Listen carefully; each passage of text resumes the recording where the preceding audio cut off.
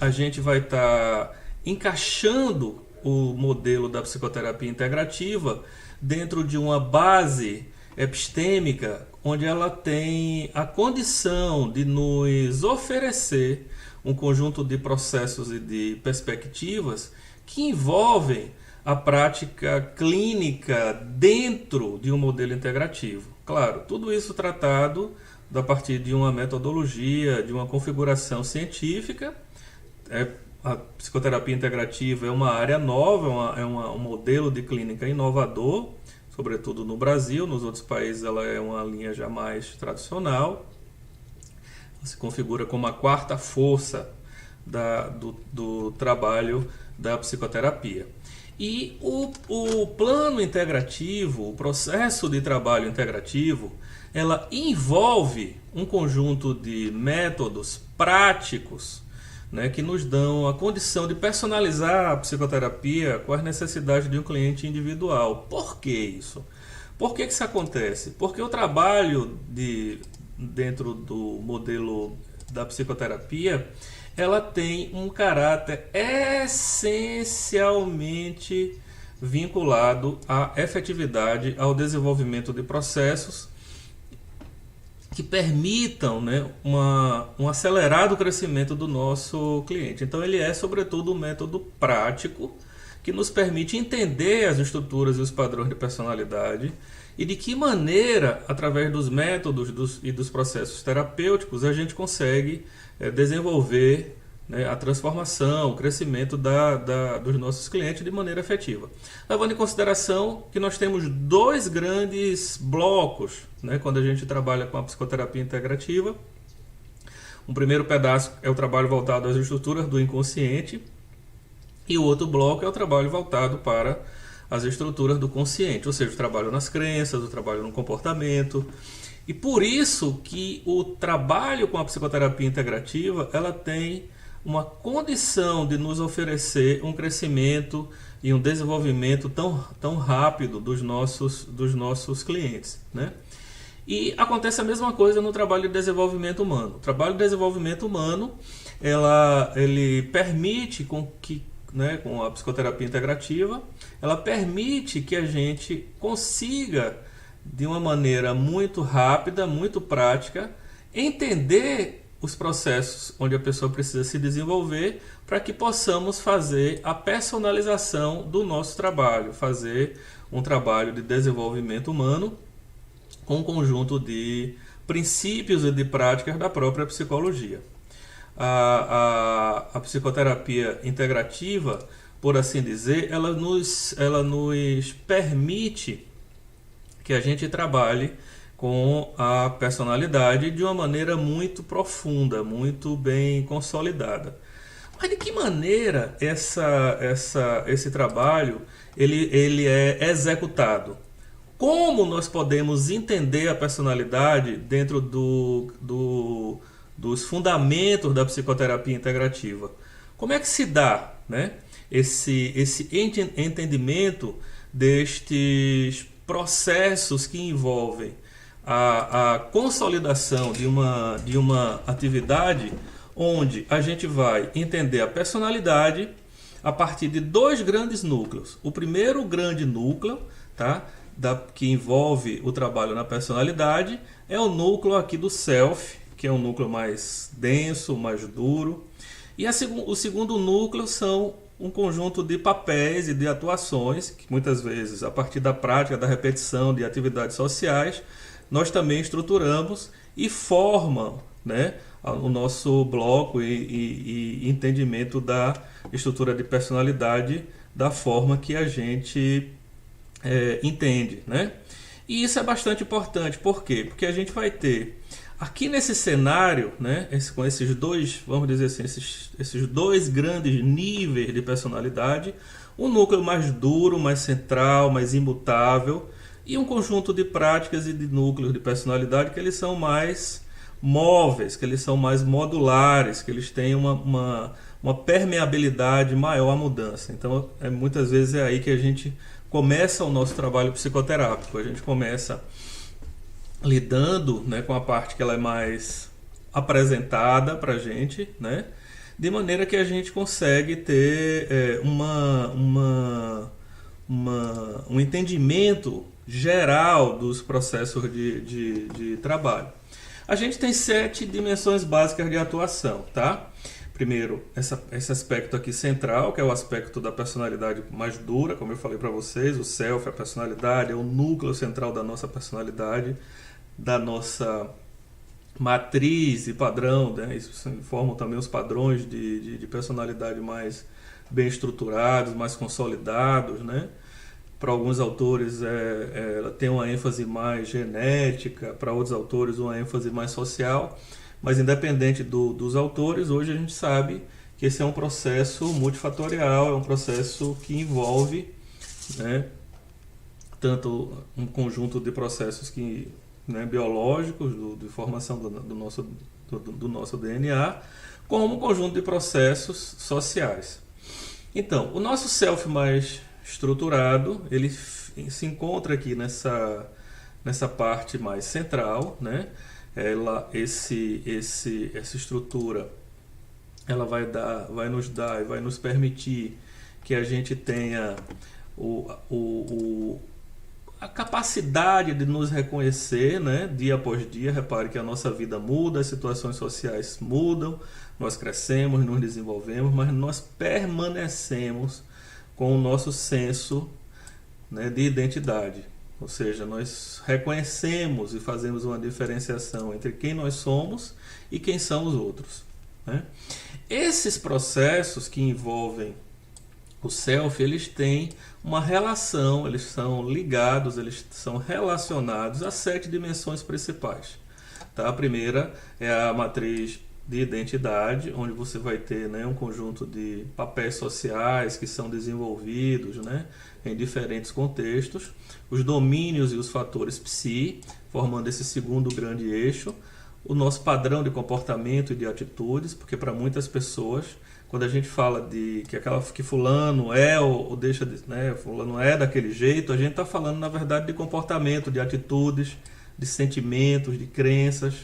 Ou seja, a gente tem na nossa sociedade uma vinculação muito forte para essa terceira dimensão como formadora da nossa identidade, da nossa personalidade.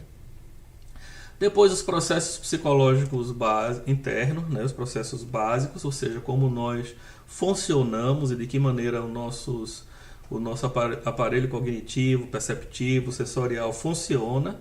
Isso também marca vamos dizer assim, o nosso DNA, marca a nossa impressão digital. Claro, o corpo, né, é uma dimensão importante, a 5ª dimensão. Os aspectos dos papéis sociais, da vida social. E, por fim, a 7ª dimensão, o que nós chamamos aqui da vida espiritual, né, que envolve os valores, que envolve um conjunto de processos que eles são vinculados a essa 7ª dimensão, com a conexão, né, que nós temos com o divino, com o sagrado, as crenças, os papéis. E cada uma dessas dimensões está carregada, né, de subgrupos que formam a nossa identidade. A nossa matriz de identidade, ela é estruturada por um conjunto de práticas, né, por como nós nos comportamos na vida de casal, na vida familiar, na vida profissional, como somos em grupo. Algumas pessoas mudam quando estão sozinhos e quando vão para participação de uma vida, né, em grupo. A vida espiritual e ideológica. O segundo domínio, que é o domínio dos fatores psi, que forma também a personalidade, ela é vinculada a um conjunto de processos que envolve a ética, os valores, a racionalidade, as estruturas de comunicação, né, como nós nos comunicamos, como nós tratamos, né, o nosso contato com a arte, com a cultura, né? Ou seja, esses são domínios da nossa vida psicológica, onde nós temos a condição de muitas vezes de exercer papéis diferentes em domínios distintos. Muitas vezes a pessoa tem uma matriz de identidade e ela foi formada para que ela se comporte em grupo de maneira X, Y, Z, mas ela vai variar a depender do domínio específico que ele esteja usando, porque existem competências e vamos dizer assim, papéis sociais que foram treinados em contextos específicos, em domínios específicos, né? Um componente central e extremamente importante da formação da nossa personalidade é exatamente como nós nos comportamos, como sentimos, como pensamos e como desenvolvemos as nossas crenças, né?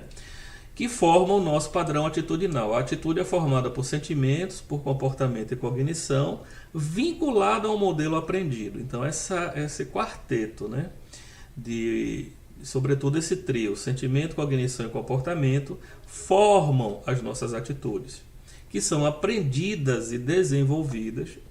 Quando muito praticadas, elas entram numa área de especialista e a gente simplesmente repete esse padrão intermitentemente. E isso é extremamente importante para a gente, porque quando nós vamos trabalhar na psicoterapia integrativa, é com as atitudes, é com os processos de comportamento, crença, né? Com a crença, com os sentimentos e com o comportamento que a gente vai dedicar uma atenção extremamente especial para o nosso trabalho clínico e o trabalho de desenvolvimento de pessoas. De forma que a gente consegue lidar com esse processo desde o começo do processo psicoterápico. Então, quando a gente pensa em mudança, em transformação, nós vamos fornecer aos nossos clientes a condição de que ele possa lidar com os ambientes de transformação psicoterápica, sobretudo com um entendimento de que cada um desses processos que a gente visualiza aqui, ele tem a condição de nos ofertar e de nos oferecer um conjunto de princípios, né, que envolvem a condição de podermos atuar clinicamente. E essa atuação clínica, ela vai nos permitir que a gente tenha a condição de ter uma atuação muito consolidada, muito consciente, né, em cada um desses processos que envolvem a personalidade. A quarta parte, vamos dizer assim, o quarto fator são os processos psicológicos internos.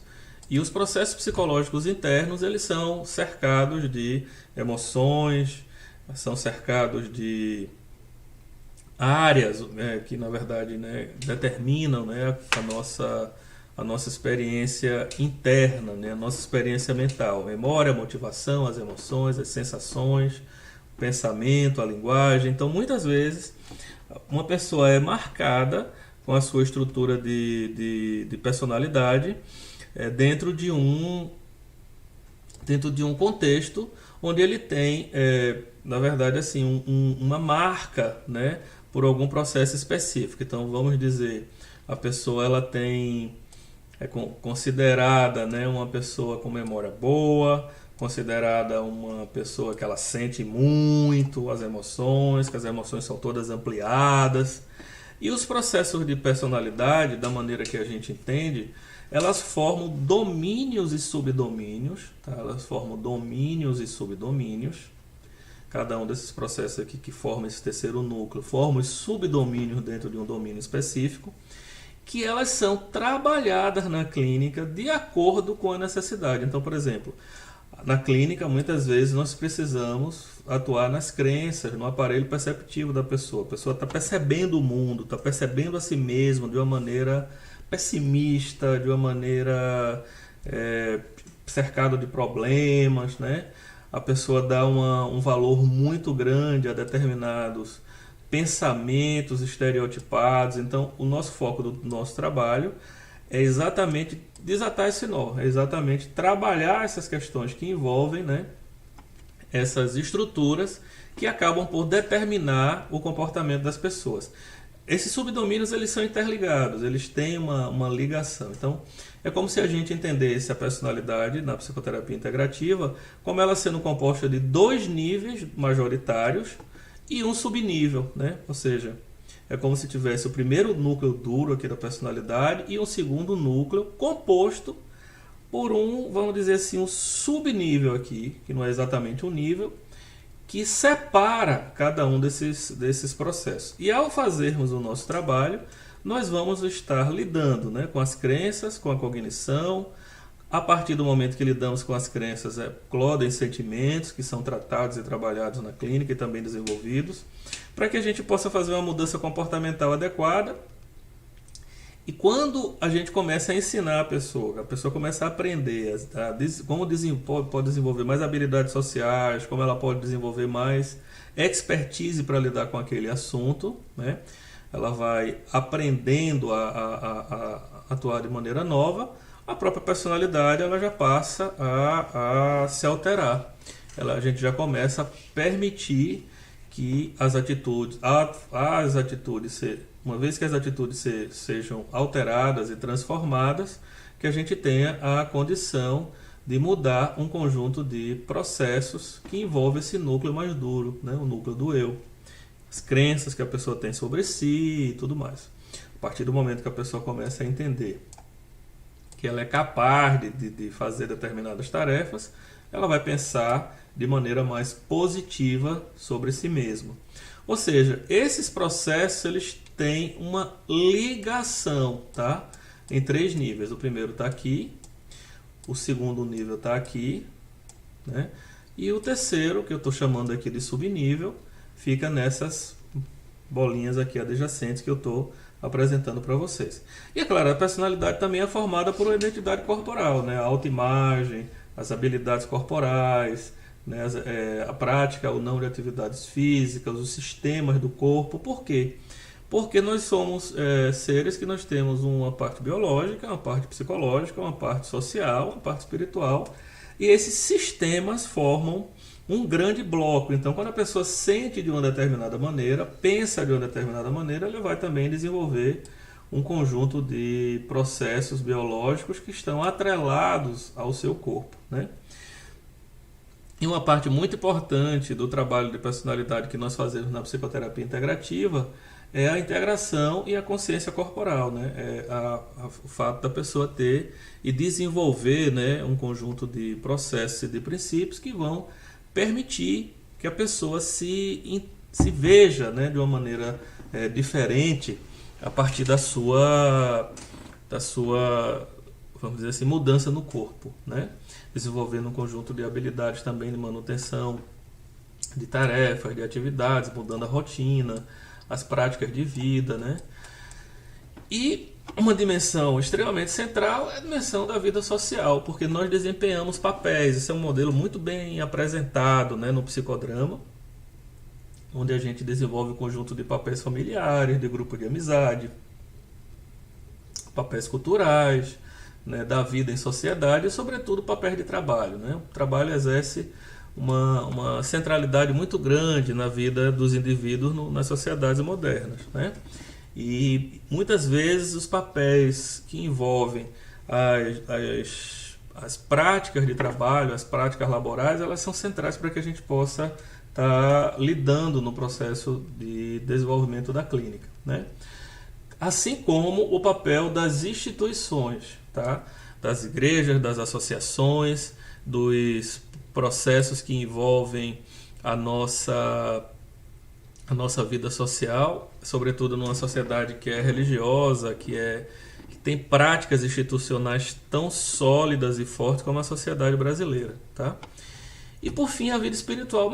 Mas Henrique, por que você separou a vida social da vida espiritual? Porque muitas vezes a prática institucional de uma religião, ela tem um conjunto de rotinas, ela tem um conjunto de regras, de ritos, que não necessariamente são ritos que a gente pode chamar de ritos que envolvem a espiritualidade, que mexe com níveis de consciência. Não, muitas vezes são rituais automáticos, que envolvem a consolidação de valores, né, com mais rigidez e tudo mais, que é bem diferente dessa conexão da fé, da força motriz, essa conexão com o divino, né?